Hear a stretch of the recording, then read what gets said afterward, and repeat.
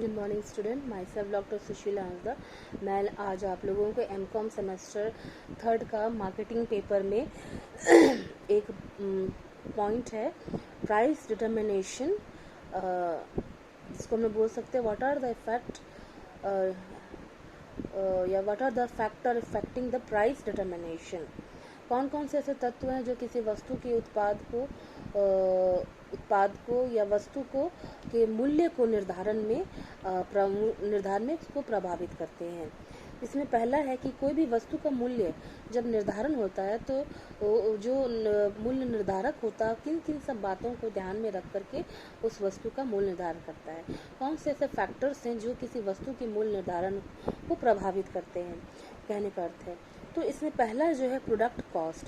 कोई भी वस्तु का जो मूल्य निर्धारण होता है उसका कॉस्ट के ऊपर निर्धारण, क्योंकि कोई भी व्यक्ति जब किसी वस्तु को बनाता है तो कम से कम वो चाहता है कि उसका जो कॉस्ट है उसको रिटर्न में कॉस्ट हमको प्राप्त हो सके। तो किसी भी वस्तु का जो मूल्य निर्धारण होता है उसकी प्रोडक्शन कॉस्ट को ध्यान में रखकर किया जाता है। जो कॉस्ट होता है वो टोटल कॉस्ट जो है वो आपका वेरिएबल कॉस्ट, फिक्स्ड कॉस्ट और सेमी वेरिएबल कॉस्ट, ये तीनों को मिला करके जो भी कॉस्ट होता है उसी को ध्यान में रखा जाता है कि हमारा फिक्स्ड कॉस्ट क्या था, हमारा variable and semi variable cost क्या था। फिक्स्ड कॉस्ट वैसे कॉस्ट होते हैं जिसका प्रभाव वो हमेशा स्थिर रहता है, किसी भी उत्पादन के घटने या बढ़ने से उसका कॉस्ट पे कोई असर नहीं पड़ता, उसको फिक्स्ड कॉस्ट बोलते हैं। वेरिएबल जो है प्रोडक्शन घटता है या बढ़ता है तो आपका कॉस्ट भी वेरी करता है। तो प्रोडक्ट कॉस्ट को ध्यान में रखा जाता है किसी भी वस्तु के मूल्य निर्धारण में। दूसरा है द यूटिलिटी एंड डिमांड। वस्तु का जो मूल्य निर्धारण किया जाता है वस्तु का उपयोगिता और उसके मांग के ऊपर भी उसका मूल्य निर्धारण होता है। यदि किसी वस्तु का कम प्राइस होता है तो उसका डिमांड ज़्यादा हो जाता है, और किसी वस्तु का ज़्यादा प्राइस होता है तो डिमांड कम हो जाता है। तो वस्तु का जो डिमांड है वो भी किसी वस्तु के मूल्य को प्रभावित करता है, यानी कि लॉ ऑफ डिमांड जो है वो भी वस्तु के मूल्य को प्रभावित करता है। थर्ड है एक्सटेंशन और कंपटीशन इन द मार्केट। हमारा मार्केट में हमारा जो प्रतियोगी है, हमारा कॉम्पिटिटर है, तो उसकी भी जो नीतियां हैं या उसकी भी नीतियां और उसका लेवल ऑफ कंपटीशन क्या है वो भी वस्तु के मूल्य को प्रभावित करता है। अगर उसका जो नेचर है वो हमको देखना होगा, हमारा जो कॉम्पिटिटर है वो कंपटीशन किस तरह से वस्तु का मूल्य निर्धारण किया हुआ है, तो उसी के अकॉर्डिंगली भी हमको अपना वस्तु के मूल्य को निर्धारण करना पड़ता है। फोर्थ है government and legal regulation. Government and legal regulation का अर्थ है कि वस्तु का मूल्य जो है सरकार की नीतियों को भी सरकार की जो नीतियाँ होती है वो भी वस्तु के मूल्य को प्रभावित करती है। सरकार की नीतियाँ लाइसेंस से संबंधित हो, सरकार की नीतियाँ टैक्स से संबंधित हो, एक्साइज ड्यूटी से संबंधित हो, वो सब भी सरकार वस्तु के मूल्य को निर्धारित करती है।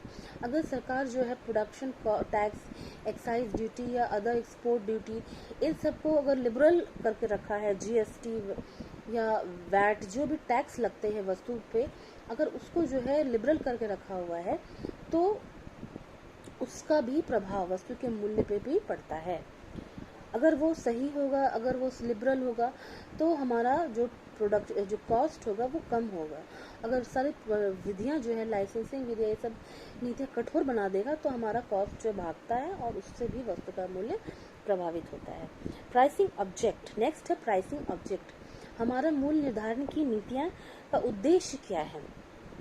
अगर हमारा उद्देश्य जो है प्रॉफिट मैक्सिमाइजेशन है, यानी कि हमने जो प्राइसिंग का उद्देश्य रखा है कि हम अधिक से अधिक लाभ अर्जित करने के उद्देश्य से हम मूल्य निर्धारण कर रहे हैं, तो लॉन्ग रन में हमारा क्या होगा कि हमको प्राइस कम रखना हो, क्योंकि हमारा जो दीर्घकालीन उद्देश्य है तो उससे हमको धीरे धीरे हम उसको वसूल कर सकते हैं कम प्राइस में भी।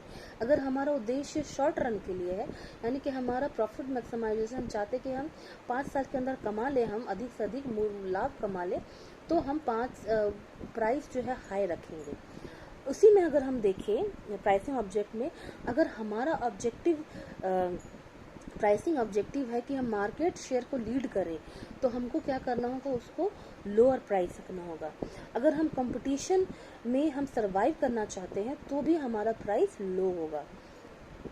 और अगर हम अटेनिंग प्रोडक्ट क्वालिटी लीडरशिप, यानी कि हम प्रोडक्ट को की क्वालिटी में हम अगर बढ़ना चाहते हैं, उसको इम्प्रूव करना चाहते हैं, तो हमारा प्राइस हाई होगा। क्योंकि अगर हम हाई क्वालिटी मटेरियल यूज़ कर रहे हैं अपने प्रोडक्ट में, तो जाहिर सी बात है हमारा कॉस्ट बढ़ेगा। जैसे लैक्मे का जो प्रोडक्ट है कॉस्मेटिक का, क्योंकि वो अपने मटेरियल को वो उसका क्वालिटी काफ़ी अच्छा होता है, जिसकी वजह से उसका जो प्राइस होता है वो ज़्यादा होता है।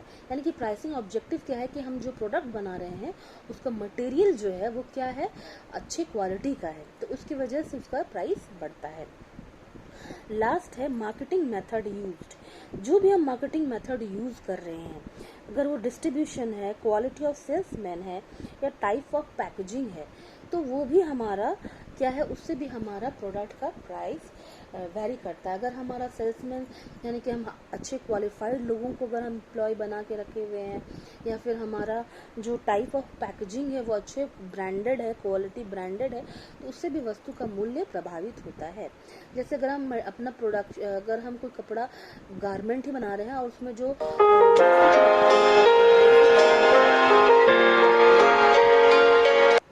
बेसिक जो हमारा हम जो मटेरियल यूज़ कर रहे हैं वो हमारा हाई क्वालिटी का, तो प्रोडक्ट भी हमारा क्या होगा, अच्छा बढ़िया होगा। तो इसकी वजह से भी हमारा जो है जो प्रोडक्ट है वो प्राइस उसका हाई होगा।